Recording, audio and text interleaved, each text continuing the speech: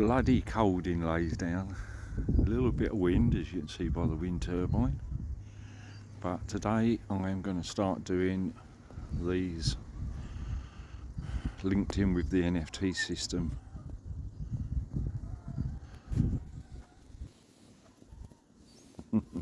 Yeah, I had a shave. Let's see what it looks like. Not me, the NFT system when I finish it.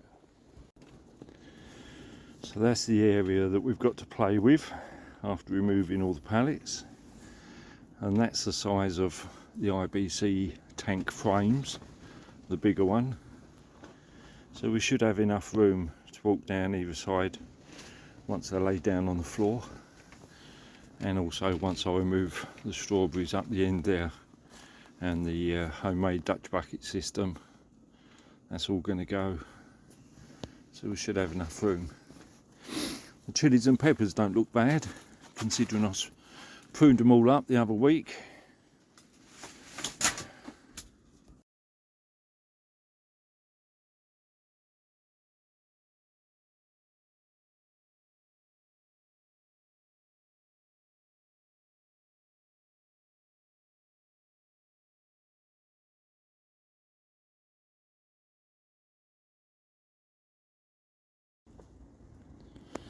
So that's the basic structure put in.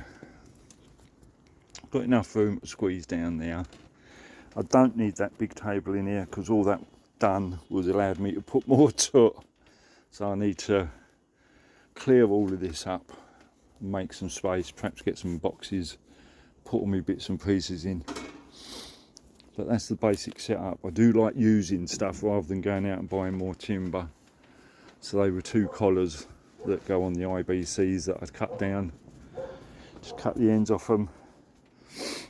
They will give me the structure so I can go on to here with either some timber or again some more metal. I've got some old polytunnel over the back, and then that'll allow me to tier 5 NFTs either side, fill them up with water, put the goldfish in these 2, have one main reservoir with 1 pump on it, one of these little 12-volt pumps. I used to have power in 2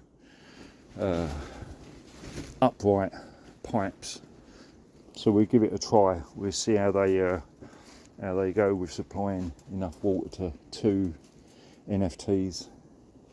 I'm sure they'll cope, but that's it. I might panel them in wood, but in all honesty it's not really needed, is it? Drill some holes and cable tie this, but then once the water's in it, that'll hold it all back, what it should do.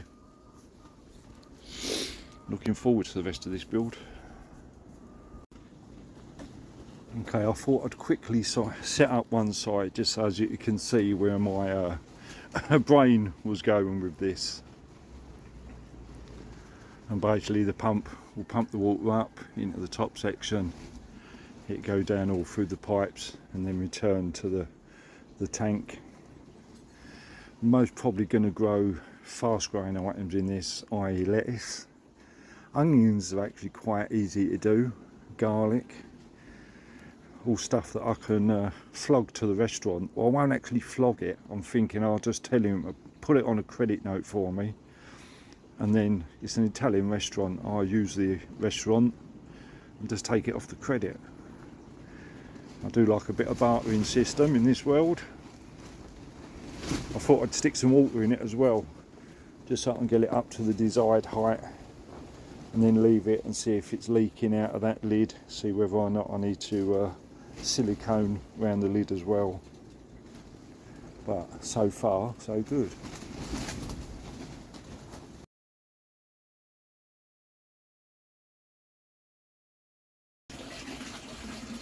Of course the hose is a lot more powerful than what a pump will be, but just to give us an idea,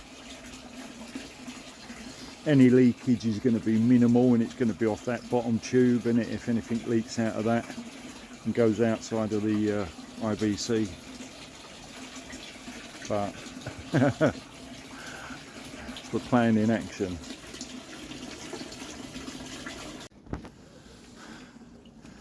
So this is the new invention or bit of tinkering that I'm doing bringing aquaponics into a hydroponic polytunnel. I've got winter to finish it off. Cracky tubs, once I move the strawberries up the end there and that pipe work, that'll give me a bit more room. But that's enough room to squeeze down once I tidy up a bit. And then up the end there I'm going to have buckets that I got off the pie man. I've got a local guy that makes pies and he gets all these fillings in sort of little tubs. I don't know if I've got one laying around here. Where are they? Got all the mess. These sort of tubs. So I can get untold amounts of them tubs. I'm going to set them up as a crack here as well. Just basically on the end of that shelf where all the strawberries are. Strawberries are all going to go into the aquaponics outside here. And yeah, looking forward to next year. Trying to overwinter some chilies and peppers down the end there. I will be blocking that hole up later on, but we shall see. All plans.